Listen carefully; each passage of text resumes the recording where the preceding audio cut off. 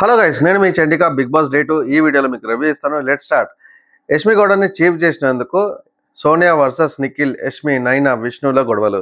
Sony big boss హౌస్లో గొడవలు ఎలా క్రియేట్ చేయాలో, ఒకరిపైన ఒకరికి నెగిటివ్ ఇంప్రెషన్ ఎలా రావాలో అనేది బిహేవ్ చేస్తున్నట్టు కనిపిస్తుంది.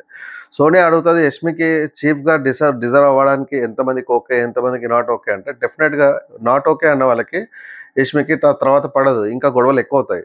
అయినా సోనియా ఫోబియా అంతా నిఖిల్ ఫ్రెండ్ కాబట్టి యష్మిని సెలెక్ట్ చేశాడనే ఇంప్రెషన్లో ఉంది.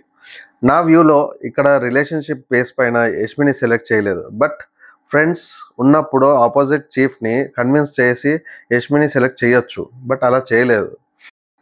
మనకు ఆ ఛాన్స్ రాలేదు కాబట్టి మనం గ్రూప్ గేమ్ అంటాము, ఫ్రెండ్స్ కాబట్టి సేవ్ చేశాడని అంటాం. మనకు ఆ ఛాన్స్ వస్తే మనం కూడా సేమ్ బిహేవ్ చేస్తాము.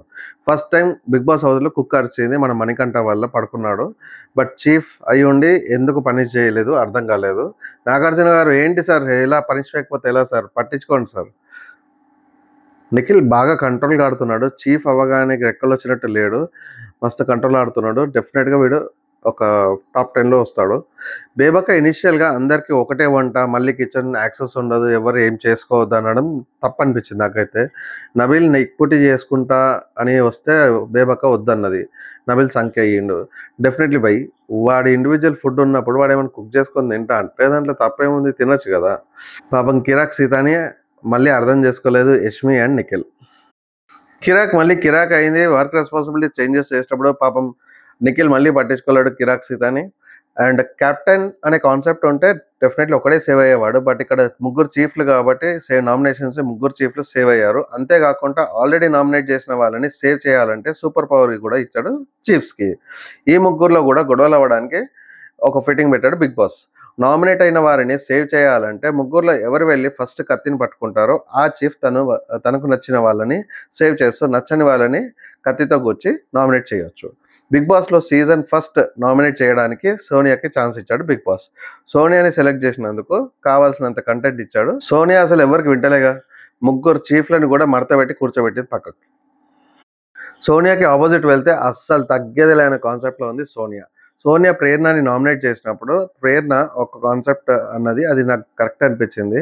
ఇప్పుడే అన్న మిస్అండర్స్టాండింగ్స్ రాలేవు, బట్ ఎందుకు అంత కొట్టుకోవడము, ఫ్యూచర్లో డెఫినెట్గా మిస్అండర్స్టాండింగ్స్ వస్తే అప్పుడు కొట్టుకోవడం అన్న ఒక రీజన్ ఉంటుంది. ఇప్పుడు అట్లీస్ట్ చిల్ అవుదాం అన్నది అది కరెక్టే, తప్పేం లేదు. అండ్ నబిల్ మణికంఠని నామినేట్ చేసినందుకు రీజన్ కూడా నాకు పెద్దగా నచ్చలేదు. ఎందుకంటే ఎంతసేపు నబిల్ నాతో మాట్లాడలేదు, నాకు కనెక్ట్ అవ్వలేదు అంటున్నాడు, కానీ మొత్తం హౌస్లో ఎవరితో మాట్లాడతలేడు, కనెక్ట్ అవ్వట్లేదు అంటే అది కరెక్ట్. బట్ ఓన్లీ నాతో మాట్లాడతలేడు, కెమెరాస్తో మాట్లాడుతున్నాడు అంటే నాకు అది రీజన్ కరెక్ట్ అనిపించలేదు. మేబీ ఆయనకు నచ్చలేదేమో. ఇక నబీల్ మణికంఠని నామినేట్ చేసినందుకు మణికంఠ మళ్ళీ డి డి డి డి అని ఫ్లాష్ బ్యాక్ వెళ్ళి నా కష్టాలు ఏం తెలుసు, నా గురించి ఏం తెలుసు అని పీకేలో జల్సాలో చెప్పినట్టు డైలాగ్ చెప్పిండు. ఇక తర్వాత సేమ్ పాయింట్ మీద ఎమోషనల్ డైలాగ్, నాకు మా మమ్మీ గుర్తొచ్చింది, మా కూతురు గుర్తొచ్చింది, మా వైఫ్ గుర్తొచ్చింది, అందుకే నేను పోయి కెమెరాలను మాట్లాడుతున్నా అని చెప్పిండు. నిజంగానే అసలు నేను కెమెరాలో ఏం మాట్లాడుతున్నా అర్థం కావట్లేదు. నాగార్జున గారు మీరైనా క్యామ్లో చూసి ఏం మాట్లాడారు వినిపించండి సార్ వీకెండ్లో. మణికంఠ సెంటిమెంట్ డైలాగ్కి నబిల్ దిమ్మ తిరిగి మైండ్ బ్లాక్ అయ్యి పాపం ఏం మాట్లాడాలో అర్థం కాలేదు. అండ్ యష్మి మళ్ళీ మణికంఠ నామినేట్ చేసి సింపుల్ వర్డ్స్లో కూల్గా ఎలా ఉంటాయి బెటర్ అని అర్థమయ్యేటట్టు రియలైజ్ అయ్యేటట్టు చెప్పింది మణికంఠకి. మణికంఠ కూడా అర్థమైంది అన్నట్టు ఎక్స్ప్రెషన్ ఇచ్చాడు. నిజంగా ఎంతవరకు అర్థమైందో చూడాలి, మళ్ళీ ల్యాక్ చేస్తామో చూడాలి. Thanks for watching. Please like, share and subscribe to my channel. Please give your reviews.